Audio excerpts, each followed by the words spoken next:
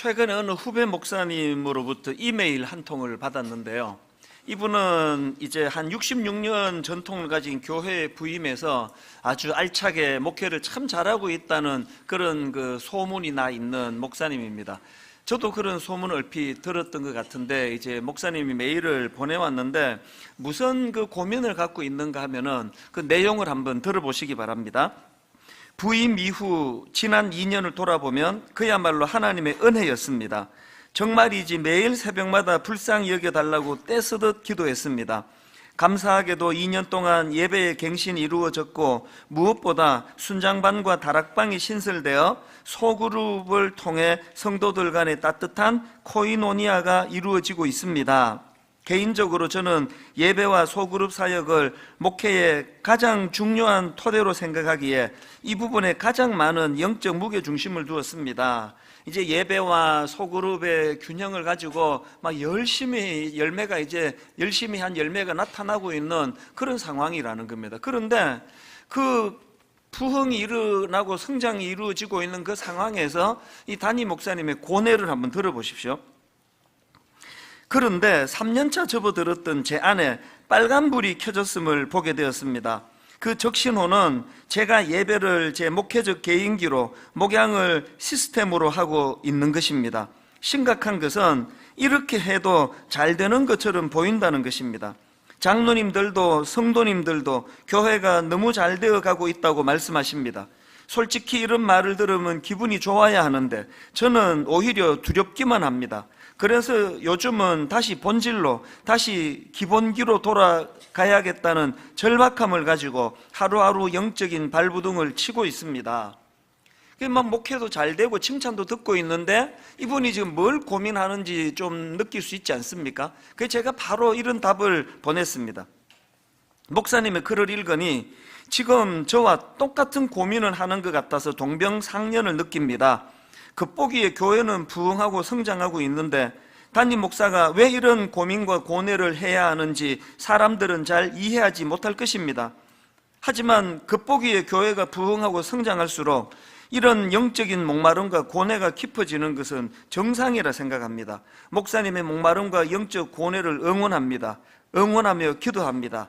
그러니까 이런 메일을 주고받은 게 지난주인데요.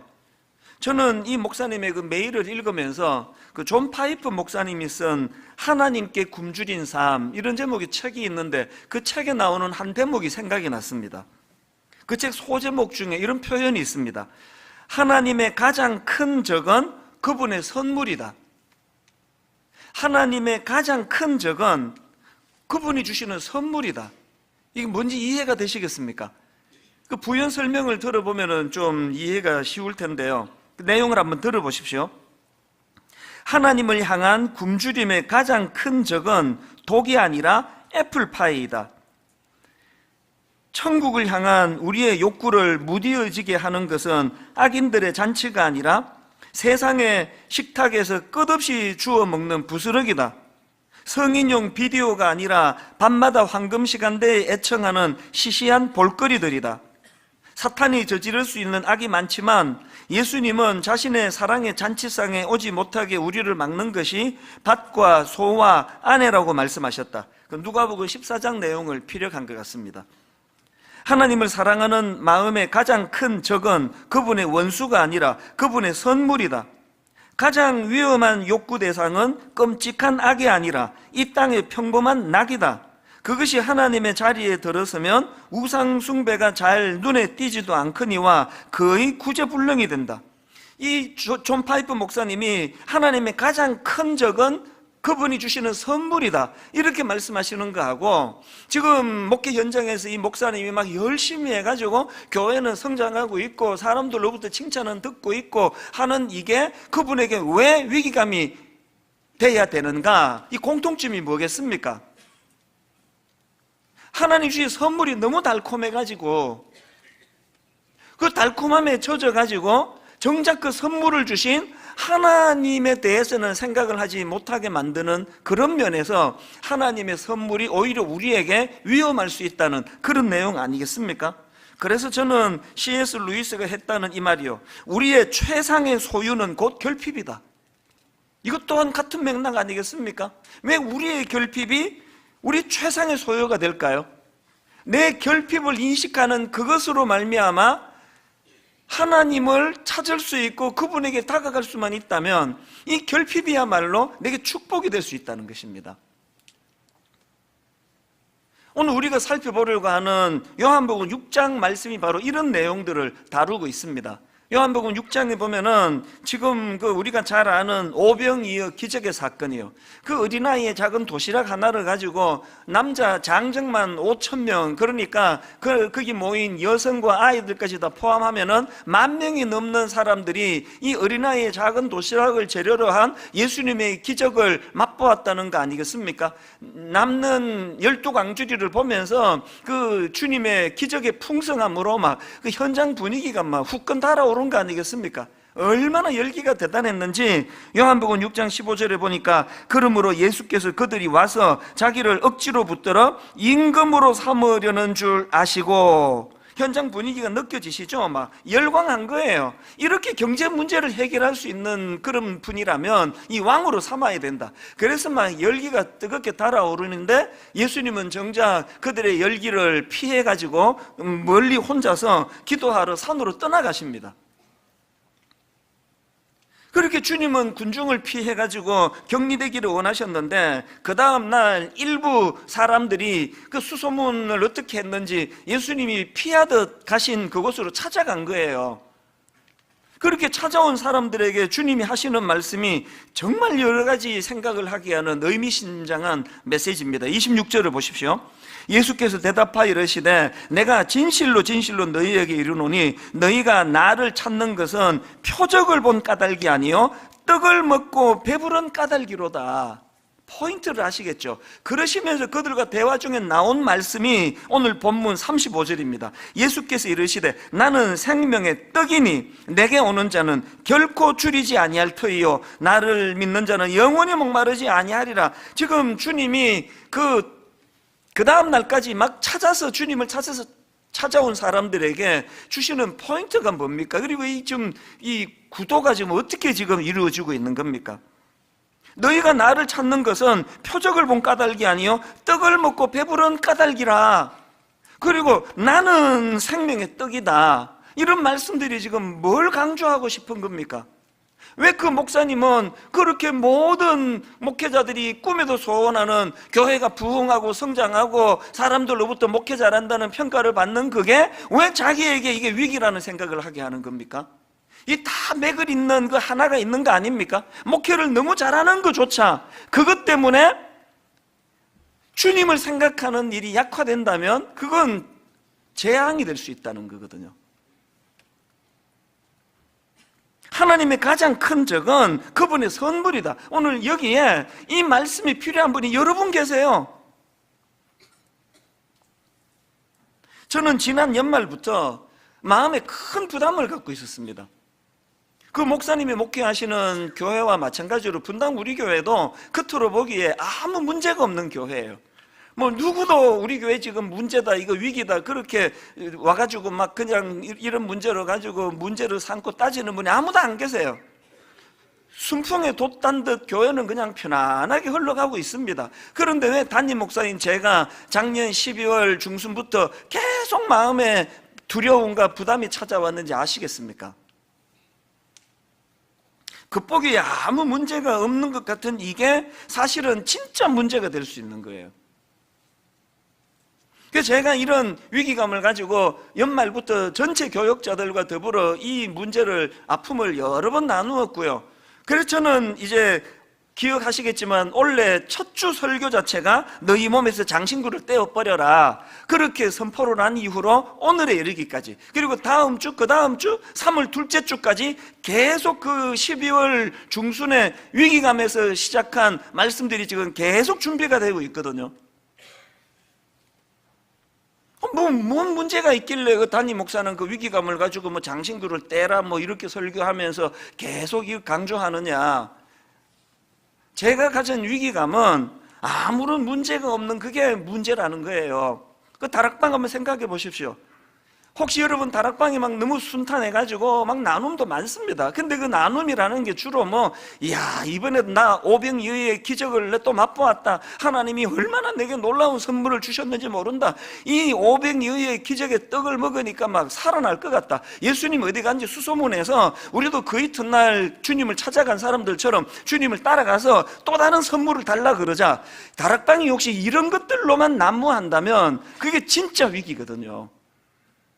왜 존 파이프 목사님이 하나님의 가장 큰 적은 그분의 선물이다 이런 말을 하셨겠냐고요.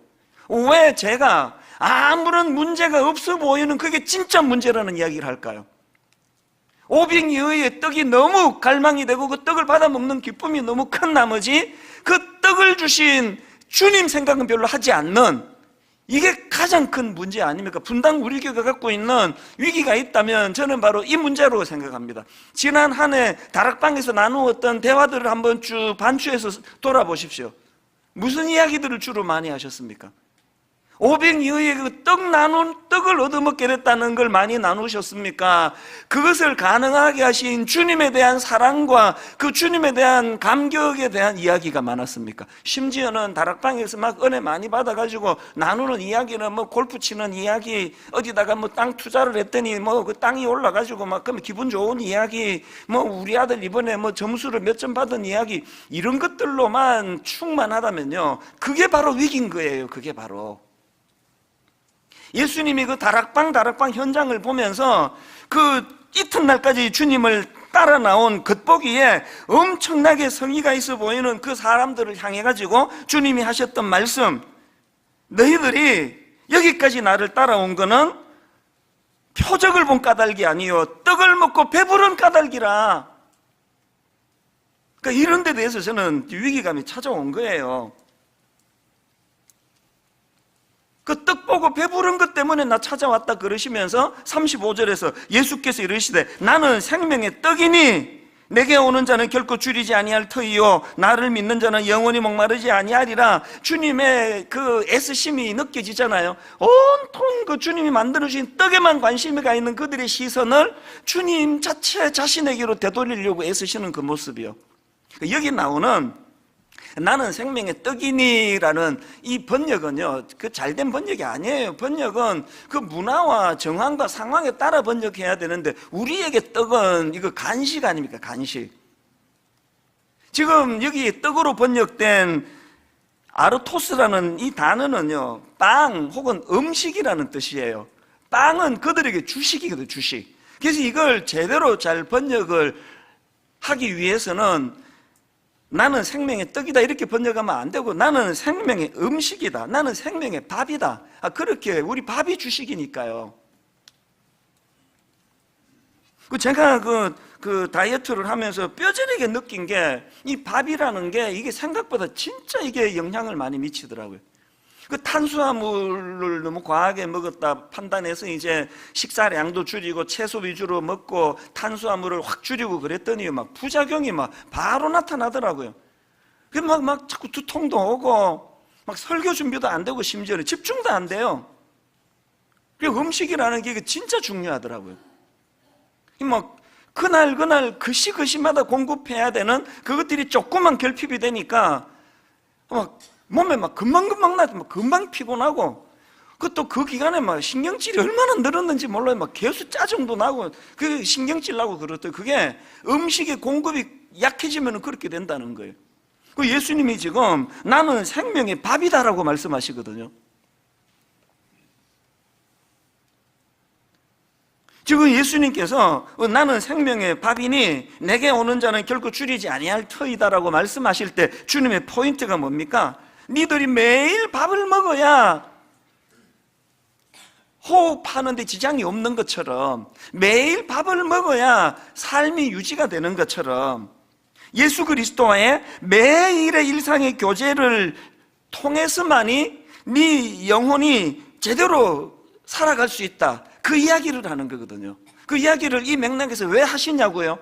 온통 육신의 기적의 빵, 오병이어에서 만들어준 그 한 끼 낼름 얻어먹고 몇 시간만 지나면 소용없어지는 그 떡에만, 빵에만 관심을 갖고 있는 그 사람들을 향하여 주님이 탄식함을 주시는 말씀 아니냐고요.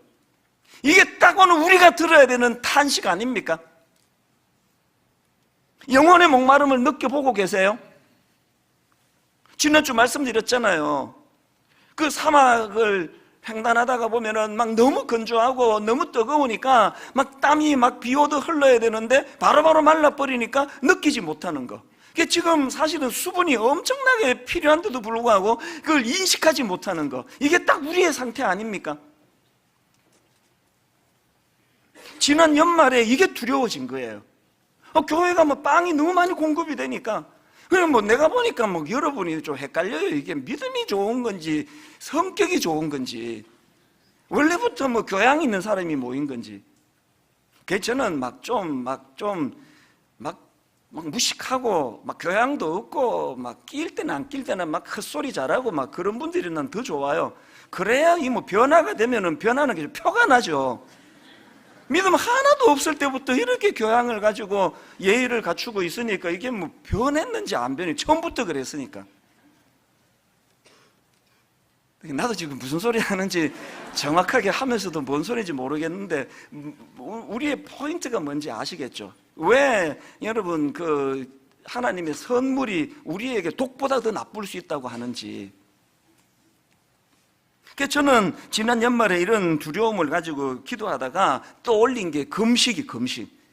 이제 내가 새해가 되면은 전 교회적으로 금식을 선포하리라. 그렇게 금식에 대한 그 선포를 생각하면서 금식과 관련된 성경에 나오는 사건들도 뒤져 읽어보고 금식했다는 사람들의 사례도 찾아서 읽어보고 또 책도 여러 권 금식과 관련된 한 10몇 권을 구입한 것 같아요. 금식에 대한 그 공부를 이번에 좀 하게 됐는데요. 왜 제가 금식을 생각했을까요? 아까 말씀드렸잖아요. 하나님은 향한 굶주림의 가장 큰 적은 독이 아니라 애플파이라고. 하나님 주시는 애플파이에 막 너무 우리가 젖어가지고 한번 이 애플파이를 좀 끊어보자는 거예요. 내가 좋아하는 애플파이를 좀 끊고 그리고 나서 생명의 양식 되시는 그 주님을 좀 생각하고 묵상하는 그런 시간으로 한번 우리가 새해를 좀 보내보자. 그거 아니겠습니까? 그래서 제가 금식과 관련된 여러 책들 가운데 여러분들에게 좀 추천하고 또 이 책으로 같이 좀 공유하기를 원하는 책이 있는데 제가 앞에서 인용해 드렸던 존 파이프 목사님이 쓰신 하나님께 굶주린 삶, 이 책을 제가 좀 서점에다가 이제 아마 꼭 구하실 수 있을 거예요. 내일부터 이제 금식을 선포합니다.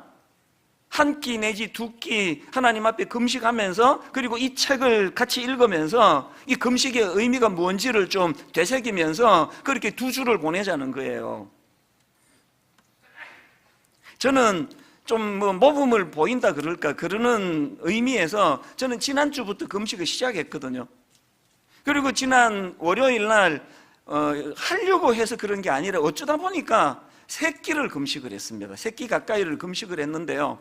이제 그동안 제가 금식할 때는 좀 거대 담론, 뭐 부흥 또는 뭐 민족을 향한 뭐 어떤 회개, 뭐 통일 이런 좀 큰 담론을 가지고 금식을 했는데요. 요즘에는 제가 철저하게 내가 금식할 때 실제적인 거. 그래서 내가 이 금식을 통해 생명의 떡 되시는 예수님을 묵상하고 예수님을 생각하고 예수님에게 내 마음을 가져가는 걸로 금식의 목표를 아주 선명하게 정했습니다.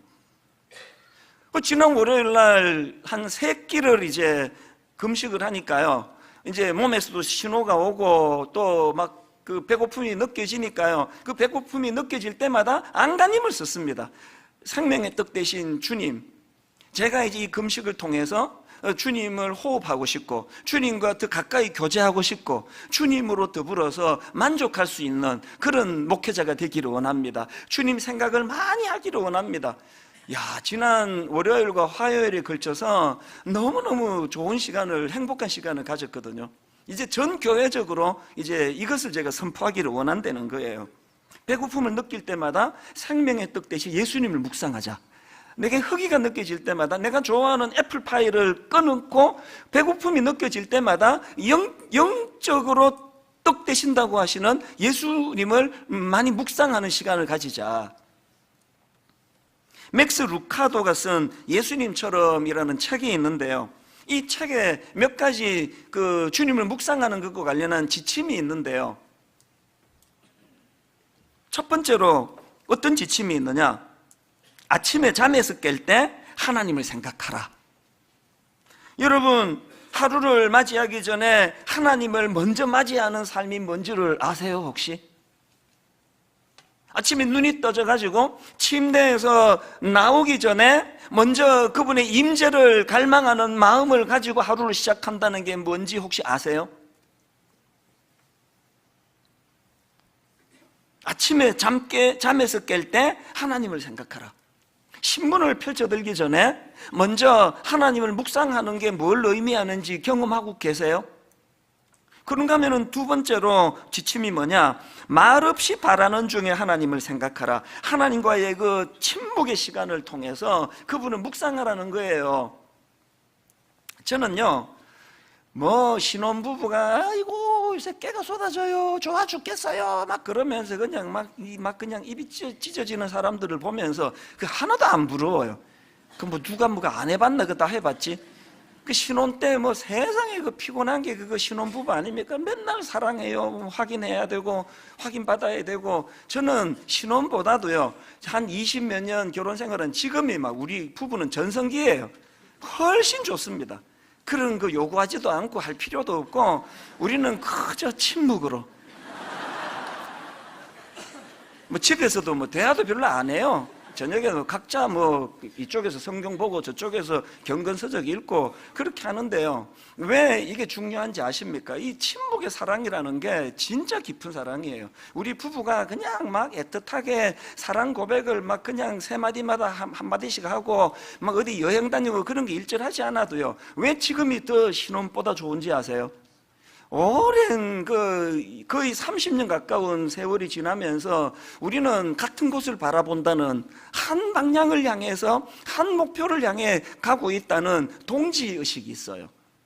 그래서 말 많이 하지 않아도 시간이 갈수록 그 한 방향을 향해 나아가는 사람이 느끼는 그 교감이 이루어지기 때문에요. 그래서 저는 말없이 바라는 중에 하나님을 생각하는 게 뭘 말하는지를 저는 너무 잘 알 것 같아요. 시편 46편 10절에 보니까 이르시기를 너희는 가만히 있어 내가 하나님 됨을 알지어다. 내가 뭇 나라 중에서 높임을 받으리라. 내가 세계 중에서 높임을 받으리라 하시도다. 침묵하며 그 주님의 위대하심을 묵상할 때 마음에서 이 혼란스러웠던 이 내면 세계가 정리가 되고 질서가 잡히는 게 뭔지를 여러분 경험해 보시나요? 여러분이 아시지만 저는 이민자 출신이에요. 사명 때문에 여기 이민을 왔지만 내 마음은 늘 이민교회에 가 있습니다. 제가 분당 우리 교회에 한 사명만 아니었으면요 100% 난 미국 돌아갔습니다. 그 이민자들에 대한 애틋함이 있거든요. 아무리 바빠도 1년에 한 번 혹은 두 번 이민교회, 이번에도 규모가 크지도 않은 교회잖아요. 규모가 크고 작고가 중요한 게 아니라 저는 이민교회에 가서 그분들을 위로하고 말씀으로 힘을 주는 것을 내 사명이라 생각하거든요. 그런가 하면은 또 한 가지 미국을 꼭 1년에 한두 번 가는 이유가 더 중요한 이유가 있는데요. 일상에서 벗어나고 싶을 때 너무 사람들과 많이 교류하고 사람 만나고 회의하고 사람 위로하고 사람과 부대끼기 때문에 미국으로 낯선 곳으로 처음 가보는, 이번에 간 곳도 생전에 처음 가보는 지역 아닙니까? 다 두 번 간 곳이네요. 완전히 낯선 곳인데 그곳에 가가지고 제가 뭐 하는지 아십니까? 어디 관광시켜달라, 어디 유명한 데 구경시켜달라 그런 요구 한 적이 없어요. 오히려 그 주최하는 교회에서 목사님 여기 어디가 좋습니다, 어디 가시면 좋습니다, 어디 구경 가자 그럴 때 거의 다 사양을 해요. 저는 그냥 내버려 두시면은 혼자 잘 놉니다. 이번에도 그랬습니다. 그래가지고 이번에요 꼭 그 운동화를 챙겨가요. 그분들에게는 폐를 안 끼치려고 이제 혼자 잘 지내겠습니다 그렇게 하지만 사실은 운동화 가져가고 요새 구글 검색하면은 다 나오거든요. 지도 다 나오거든요. 이번에도 제가 낮에 거의 1시간을 제가 거닐고 산책을 하면서 왕복 2시간 반이네요. 가는데 1시간, 머무는데 30분, 오는데 1시간. 그 낯선 곳에, 특히 미국은 자연이 좋잖아요. 그 분주한 사람들 사이를 벗어나가지고 그렇게 한 며칠 자연을 거니면서 그것도 혼자 고독을 느끼면서 그렇게 하나님을 깊이 묵상하고 말없이 바라는 중에 하나님을 생각하는 시간을 갖는 게 저에게는 얼마나 이게 욕이 난지 몰라요. 그래서 여러분, 내가 그 미국만 다녀오면은 설교가 점점 좋아지는 건 못 느끼세요? 나는 느끼는데. 미국만 다녀오면 설교가 좋아지지 않나요? 여러분, 이렇게 분주한 일상 가운데 말없이 바라는 중에 하나님을 생각하는 시간을 가지셔야 돼요. 조용한 곳에 산책을 하고 거닐고, 아니면 이른 새벽에 그런가 하면은 세 번째 지침, 수시로 짤막하게 기도하며 하나님을 생각하라. 여러분, 삶 속에서 짧은 한마디지만 그 하나님을 생각하며 하는 대화를 하고 계세요? 하나님, 제가 지금 주님 뜻 가운데 거하는 것이 맞습니까? 이 짧은 한마디지만, 누구 신방을 가면서 차를 몰고 가면서 짧은 한마디를 던질 수 있는 거 아닙니까? 운전하면서 하나님, 제가 오늘 누구누구를 만나러 가는데 헛소리가 새어 나오지 않도록 성령님 입술에 파수꾼을 세워주시기 원합니다. 짧은 한마디지만 그분과의 교감이 이루어지는 대화. 그렇게 신방을 마치고 나가면서 이렇게 말실수가 많은 종이 실수 없이 잘 신방할 수 있게 된 거 참 하나님의 내주하심이십니다. 그렇게 짧은 한마디로 고백하며 기도하는 거, 이게 그분과의 교제가 있는 사람에게 나타나는 모습 아니겠습니까? 그런가 하면 네 번째로, 잠자리에 들기 전 하나님을 생각하라. 저희 어머니는요, 저녁에 연속극을 안 보셨습니다. 평생을 그렇게 사셨어요. 그래서 제 어릴 때 기억에 연속극을 안 보시는 거예요. 같이 사는 엄마가 연속극을 좋아해야 자녀들도 그 시간에는 공부해라 소리 안 듣고 같이 볼 텐데, 이게 뭐 어른이 연속극을 안 보시니까 얼마나 불편해요. 몇 번이나 물었거든요. 아니, 왜 엄마는 연속극을 안 보시느냐고. 대답이 한결같았습니다. 자기 전에 왜 쓰잘데없는 불륜, 이혼 그런 이야기를 머릿속에 잔뜩 집어넣고 그렇게 하고 잠자리에 들 이유가 뭐가 있니? 그리고 연속극 안 보시고 성경을 보시고 주무시는 거예요. 하나님 말씀을 묵상하고 잠자리에 드니 그 잠자리에 드는 그 영혼이 얼마나 맑고 깨끗하겠냐고요. 잠자리에 들기 전에 하나님을 생각하라. 이런 지침을 가지고 금식하자는 거예요. 그래서 우리 한 끼 혹은 두 끼씩 이제 2주 동안 금식을 하는데, 허기가 느껴질 때마다 하나님을 생각하고, 허기가 느껴질 때마다 주님, 내가 좋아하는 상징적으로 그 책에 나와 있는 표현, 애플파이를 내가 아버지 중단했으니 생명의 떡 대신 주님 내 안에서 역사하여 주시옵소서. 그분을 생각하고 그분을 묵상하고 그분으로 감격하고 그분으로 감사하며, 지난 시간에 그분이 나와 우리 가정과 내 자녀들에게 행해 주셨던 그 일들을 떠올리고 묵상하며 그런 시간을 좀 보내자는 겁니다. 그래서 저는 오늘 이런 교회적인 금식을 선포하면서 이번에 금식하게 될 교회적인 금식에 2가지 목표가 있기를 바랍니다. 어떤 목표를 가져야 되느냐, 어떤 소원을 가지고 금식해야 되는가. 첫째로요, 안나처럼, 시므온처럼 꿈꾸면서 금식하자는 겁니다. 이게 무슨 말씀인지 설명을 드릴게요. 여러분 아시지만 누가복음 2장에는 메시아 대신 예수 그리스도가 오시는 과정을 그리고 있는 굉장히 중요한 내용이 누가복음 2장에 나옵니다. 그런데 그 누가복음 2장에 어떤 사람이 등장합니까? 안나라고 하는 무명의 인물이 등장을 합니다. 자, 누가복음 2장 36절을 보십시오. 또 아셀 지파 바누엘의 딸 안나라는 선지자가 있어 나이가 매우 많았더라. 그가 결혼한 후 7해 동안 남편과 함께 살다가 과부가 되고 84세가 되었더라. 이 사람이 성전을 떠나지 아니하고 주야로 금식하며 기도함으로 섬기더니 마침 이때에 나와서 하나님께 감사하고 예루살렘의 속량을 바라는 모든 사람에게 그에 대하여 말하니라. 이 안나라는 여인은 참 불행한 여인이에요. 결혼하고 7년 만에 남편이 죽어버렸어요. 그리고는 84세 할머니가 되기까지 오직 하시는 일이라고는, 우리로 말하면은 드림센터의 기도실에 가가지고 늘 하나님 앞에 주야로 금식하고 기도하는 것밖에 없는 인생이었습니다. 세상적으로 말하면 좀 초라한 인생이에요. 여기 어느 부모가 너 안나 같은 인생이 되라고 자기 딸한테 그렇게 말할 분이 있느냐고요. 근데 왜 누가복음 2장에 메시아 대신 예수 그리스도가 오시는 과정을 묘사하는 이 중요한 성경에 세상적으로 보기에는 실패한 것 같은 안나가 거기에 기록이 되어 있느냐는 겁니다. 시므온이라는 인물도 마찬가지 아닙니까? 바로 그 앞에 누가복음 2장 25절부터 보십시오. 예루살렘에 시므온이라는 사람이 있으니 이 사람은 의롭고 경건하여 이스라엘의 위로를 기다리는 자라. 성령이 그 위에 계시더라. 그가 주의 그리스도를 보기 전에는 죽지 아니하리라는 성령의 지시를 받았더니 성령의 감동으로 성전에 들어가매 마침 부모가 율법의 관례대로 행하고자 하여 그 아기 예수를 데리고 오는지라. 시므온이 아기를 안고 하나님을 찬송하여 이르되, 뭐라고 찬송하는지 그 다음 27절을 29절을 보세요. 주제여 이제는 말씀하신 대로 종을 평안히 놓아주시는도다. 이분에게 있어서 예수 그리스도의 오심이 어떤 의미냐고요? 오매불만 꿈꾸며 기다리던 그분, 늘 그분이 오시기를 갈망했던 그 소원이 이루어진 사건으로 초림 예수님이 오신 사건의 의미를 부여하고 있다는 거예요. 이 29절을 다른 말로 하면 이제 나한테 다른 소원 없습니다 아닙니까? 이제 또 바라는 거 없다는 거 아닙니까? 왜 여러분 예수 그리스도가 나시는 이 굉장히 중요한 누가복음 2장에 이런 무명의 인물 안나가 기록이 되고 이 무명의 인물 시므온이 여기에 기록이 될까요? 왜 그럴까요? 이 마음으로 살으라는, 이 마음으로. 비록 그들 손에 그 달콤한 그 파이는 들려져 있지 않고 그 오병이어의 기적으로 그냥 한 끼 먹고 배부른 군중들과 같은 그런 포만감은 그 인생에서 느껴지지 않지만, 그러나 온통 영의 양식 오실 메시아 예수 그리스도, 그분을 갈망하고 그분을 기대하고 그분을 소망하며 그분을 기다리면서 사는 그런 삶이 영적으로 참 이게 복된 삶이다, 그걸 보여주기 위해서 여기에 기록하고 있는 거 아닙니까?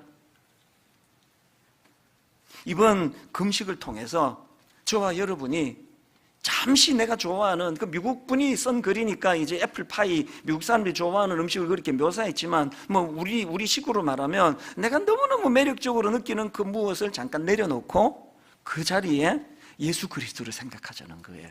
금식하시면서 안나처럼 시므온처럼 이런 그리스도에 대한 소망, 꿈을 가지고 그렇게 금식하자는 겁니다. 그런가 하면은 금식하시는데 두 번째 목표가 뭐냐? 어떤 소원을 가지고 금식할 것이냐? 베드로처럼 답할 것을 목표로 금식하자는 겁니다. 이게 또 무슨 뜻인지 설명을 드릴게요. 예수님께서 35절에서 나는 생명의 떡이다, 그 500이어의 그 한 끼 금방 배꺼질 그런 떡만 추구하지 말고 영원한 양식 되시는 예수 그리스도를 니들이 바라봐야 된다, 이런 요지로 말씀을 주시니까 사람들의 반응이 싸한 거예요. 다 떠나요. 그냥 그 얘기 듣고 쓸데없는 빵이나 만들어주지, 그게 다 떠나요. 심지어는 66절을 한번 보시죠. 66절. 그때부터 그의 제자 중에서 많은 사람이 떠나가고 다시 그와 함께 다니지 아니하더라. 우리로 치면 제자 훈련도 받고 막 그랬던 사람들이 뭐 그 주님 말씀 듣고 뭐 떠나, 이제는 뭐 그 500이어 떡 안 만들어줄 모양이지. 우리는 뭐 당신한테는 관심이 별로 없고 그 떡 만들어 달라는데 그 쓸데없는 소리 하느냐고 다 떠나요. 그 예수님이 그 마음이 얼마나 그 씁쓸하시겠냐고요. 달면 삼키고 써면 뱉는 이 인간 세상에서 주님의 그 참 씁쓸함이 묻어나는 말씀이 그게 67절이거든요. 예수께서 12 제자에게 이르시되 너희도 가려느냐? 이 쓸쓸한 그 씁쓸한 그런 느낌이 담겨져 있지 않으세요? 너희도 가려느냐? 그랬더니 베드로가 냈다 무슨 대답을 하는지 보십시오. 68절. 시몬 베드로가 대답하되 주여 영생의 말씀이 주께 있사오니 우리가 누구에게로 가오리이까? 눈물이 핑 돌더라고요. 주님이 떡을 만들어 주시던 그렇지 아니하시던 이제 더 이상 오병이어의 기적을 우리가 맛보지 못한다 할지라도 영생의 말씀이 주님 앞에 있는데 우리 떠나지 않습니다. 베드로의 이런 대답을 목표로 금식하자는 거예요. 너무 달콤한 그 손에 보이는 그런 복 그러면서 신앙생활하는 게 아니라 그것을 초월하는, 그것을 뛰어넘는 생명의 떡 대신 예수 그리스도, 그분 한 분만으로 나는 만족합니다. 그분 한 분이 주시는 말씀만으로 나는 배고프지 않습니다. 주의 영생의 말씀이 주께 있사오니 우리가 누구에게로 가오리까? 저는 여러분을 참 존경합니다. 지난주에 하나님을 가까이 하는 21일 오직 주님을 열망합니다, 그거 선포했더니 그 일주일 사이에 교회가 이렇게 바람이 건강하게 불어올 수 있는지, 제가 이게 또 이벤트가 될까봐 지난주일도 그렇고 지금도 굉장히 제가 힘을 빼고 설교하려고 애를 쓰거든요. 한 번만 확 휘몰아쳐가지고 막 분위기 만들고 이벤트로 가는 거 원치 않아요.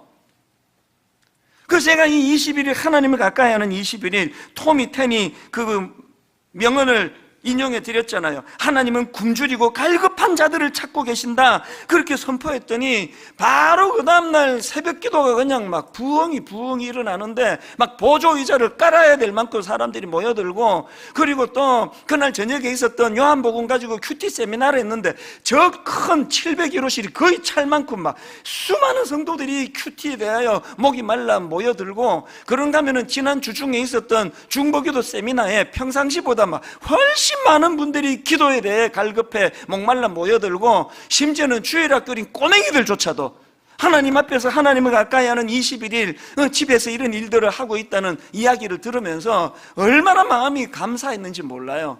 여러분, 이제 그 한 주를 보냈는데 이번 주부터는 이제 금식이라는 무기를 장착하게 되었으니 얼마나 강력해지겠냐고요. 이제 전 교회적으로 한 끼 혹은 두 끼, 2주 동안 하나님 앞에, 아버지, 내 이 금식의 목표는 딱 하나입니다. 주님을 갈망합니다. 주님을 더 사랑하기 원합니다. 이 꿈을 가지고 전 교회적으로 금식을 시작하게 되기를 바랍니다. 그리고 이제 3월 1일 다락방 오픈하기 전에 순장님들과 순원들이 다 함께 모여가지고 세끼 금식 집회를 가질 거예요. 생각만 해도 너무, 제가 말씀드렸잖아요. 지난 12월 중순에 하나님이 담임 목사인 저에게 목마름을 주시고, 교회는 그냥 겉으로 보기에는 막 여러 가지 순탄하게 잘 되는 것 같아도 주님을 향한 목마름이 이 정도 갖고는 안 된다는 그런 선한 마음을 주셨는데, 이제 그 열매가 나타나게 될 줄로 믿습니다. 여기저기에서 이제 결론을 맺습니다. 시편 34편 8절에 보니까 이런 말씀이 있습니다. 금식하면서 이 말씀을 사모하시기 바랍니다. 너희는 여호와의 선하심을 맛보아 알지어다. 너희는 여호와의 선하심을 맛보아 알지어다. 그에게 피하는 자는 복이 있도다. 내가 좋아하는 육신의 그 애플파이를 잠깐 포기하고 그 대신에 여호와의 선하심을 맛보아 그 기쁨의 잔치에 함께 동참하는 그런 분당 우리 교회와 또 이 설교를 들으시는 모든 성도님들이 도전을 받고 금식하며 하나님 앞으로 나아가는 놀라운 사건이, 역사가 있기를 주님 이름으로 축원합니다. 우리 이 목마름을 이렇게 고백하면 좋겠습니다. 난 무엇과도 주님을 바꾸지 않으리, 다른 어떤 은혜 구하지 않으리, 오직 주님만이 내 삶의 도움이시니 주의 얼굴 보기 원합니다. 본질을 구하는 거예요. 주님이 주시는 손만 쳐다보고 오병이어의 떡을 또 언제 만들어주나 그런 기대감에 차 있는 낮은 차원의 신앙이 아니라, 나는 주님의 얼굴을 구합니다. 다른 어떤 은혜 구하지 않겠습니다. 가사를 생각하시면서 우리 한번 같이 찬양하지 않으시겠습니까? 이렇게 찬양합니다. 나 무엇과도 주님을 바꾸지 않으리. 무엇과도 주님을 바꾸지 않으리. 다른 어떤 은혜 구하지 않으리. 다른 어떤 은혜 구하지 않으리. 오직 주님만이 내 삶의 도움이시니 주의 얼굴 보기 원합니다. 여러분 안나처럼, 여러분 시므온처럼 다시 한번 고백합니다. 난 무엇과도 주님을 바꾸지 않으리. 주님을 기다린 안나와 같은 심정으로 다른 어떤 은혜 구하지 않으리. 뭘 구합니까?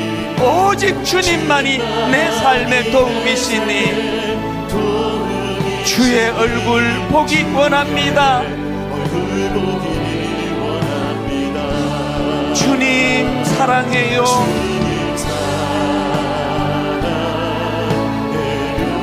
온 마음과 정성 다해 하나님의 신실한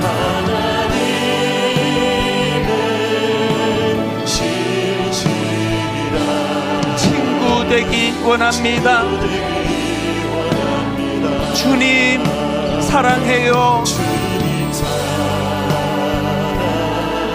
그분이 주시는 오병이어의 떡이 아니라 주님 자신을 나는 사랑하기 원합니다. 하나님의 신실한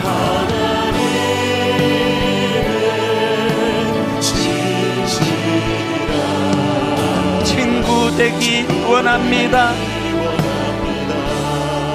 존 파이프 목사님의 이 말씀을 잊으시면 안 됩니다. 하나님의 가장 큰 적은 그분의 선물이에요. 하나님의 그 은사를 많이 받은 사람일수록 이런 위험에 노출이 됐다는 걸 아셔야 됩니다. 왜 주로 대형교회 목사님들이 사고를 치는 겁니까? 그 왜 그렇습니까?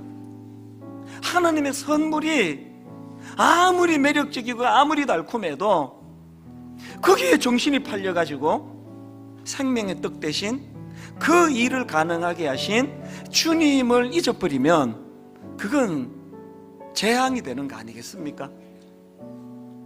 결핍이 축복이라니. 결핍이 목마름이 결핍이 축복이라니까요. 지금 그 사막에서 지금 이게 막 점점 그 수분이 빠져나가고 그런데 막 바로바로 말라버려가지고 인식을 못하고 있는데 어떻게 해야 된다 그랬습니까? 내가 목마름을 느끼든 느끼지 못하든 정기적으로 수분을 공급해야 된다 그랬는데 영적으로 공급할 수분이 뭐예요? 주님 사랑해요. 주님 사랑해요. 내일부터 아버지 금식을 향해 나아갈 때에 정말 영적인 수분을 공급받는 목마름이 해갈이 되는 그 놀라운 금식이 되게 하여 주시옵소서. 그래서 우리가 그 배고픔이 느껴질 때마다 주님을 생각하고 주님을 바라고 주님을 묵상하고 주님을 향한 사랑을 고백하고 우리 이런 마음으로 후렴부터 한 번 더 찬양할 텐데요. 그 어린아이가 아장아장 모든 게 다 부족하지만 그러나 엄마 아빠를 너무 사랑해서 그 혀 짧은 소리로 엄마 아빠 사랑해요, 그 한마디에 그 아이는 존재 이상의 모든 그 일을 다 한 거 아니겠습니까? 우리 하나님을 향한 이 고백이 있기를 원합니다. 주님 사랑해요. 진실되게 고백합니다. 주님 사랑해요. 온 마음과 정성 다해 하나님의 신실한 주님과의 친밀한 관계, 친구 되기 원합니다. 더 갈급하게 고백합니다. 주님 사랑해요. 내 마음 아시지요? 온 마음과 정성 다해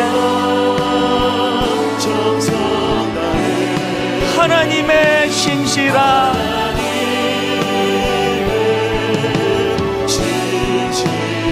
친구 되기 원합니다. 주 예수 이름 내가 생각할 때 내 마음 속에 기쁨 넘치네. 우리의 소망 구원 되시는 주, 그 이름 비길 때 어디 있나? 그 이름 비길 때 어디 있나? 잴 수도 없고 셀 수도 없는 귀하신 이름, 놀라우신 이름, 참되신 이름 우리 주 예수. 주 예수 이름 내가 생각할 때 내 마음 속에 기쁨 넘치네. 우리의 소망 구원 되시는 주, 그 이름 비길 때 어디 있나? 다시 한번 고백하기 원합니다. 그 이름 비길 때가 어디 있나? 예수 그리스도, 잴 수도 없고 셀 수도 없는 예수 그리스도 귀하신 이름, 놀라우신 이름, 예수 그리스도 참되신 이름, 우리 주 예수, 그분으로 목마르기를 원합니다. 주 예수 이름 내가 생각할 때 내 마음 속에 기쁨 넘치네. 우리의 소망 구원 되시는 주, 그 이름 비길 때 어디 있나. 우리 다 자리에서 일어나셔서 비탄에 빠진 가련한 영혼이, 슬픔의 안개 걷어치우고 즐거이 새 생명 새 힘을 얻어 쓰라린 상처 아물었도다. 예수 그리스도 주 예수 이름 내가 생각할 때 내 마음 속에 기쁨 넘치네. 우리의 소망 구원 되시는 주,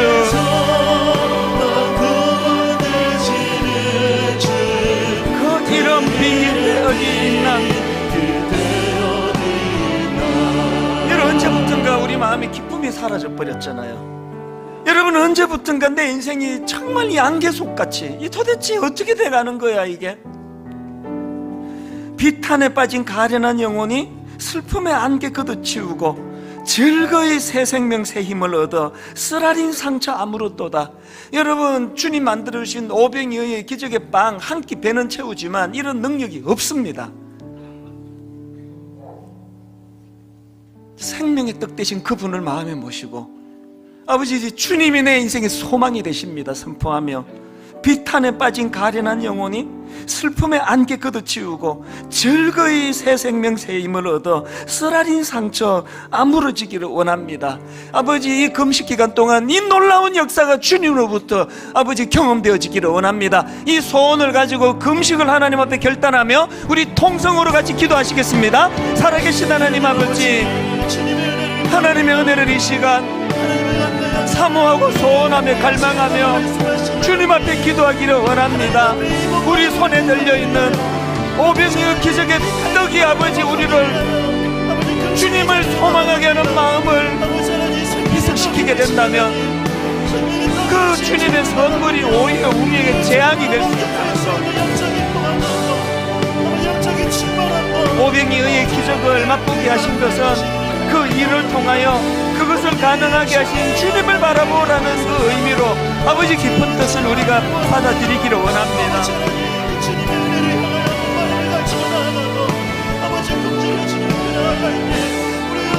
너무나 매력적이고 너무나 달콤한 내가 좋아하는 애플파이를 잠시 내려놓고 생명의 뜻 대신 주님을 주목하기 원합니다. 그 주님을 바라보기 원합니다.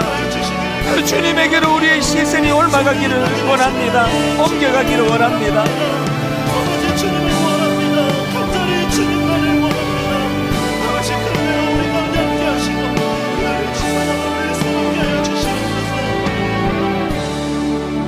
하나님 아버지, 생명의 떡 대신 주님을 많이 묵상하고 그분을 많이 생각하며 그분 한 분만으로 나는 만족합니다, 이 고백을 해드릴 수 있는 그런 금식 기간이 되도록 인도하여 주시옵소서.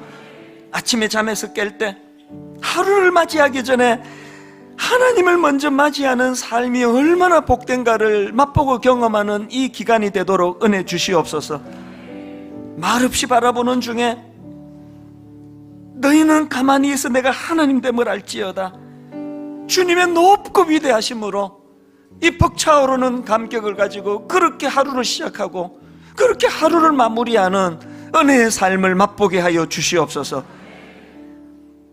수시로 짧아가게 주님께 기도하며 삶 속에서 짧은 한마디지만 주님, 나는 주님을 사랑합니다. 짧은 한마디지만 주님, 내 삶 가운데 안나처럼 시므온처럼 주님을 갈망하는 삶을 원합니다.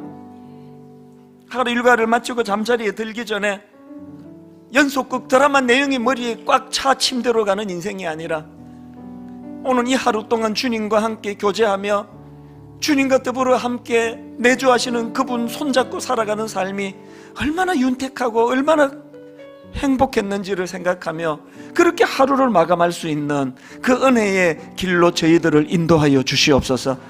어린아이로부터 노년에 이르기까지 금식하며 좋아하는 그 애플파이 잠깐 멈추고 내려놓고 생명의 떡 되시는 주님을 마음껏 누리는 그런 아름다운 금식 기간이 되도록 성령님 역사하여 주시옵소서.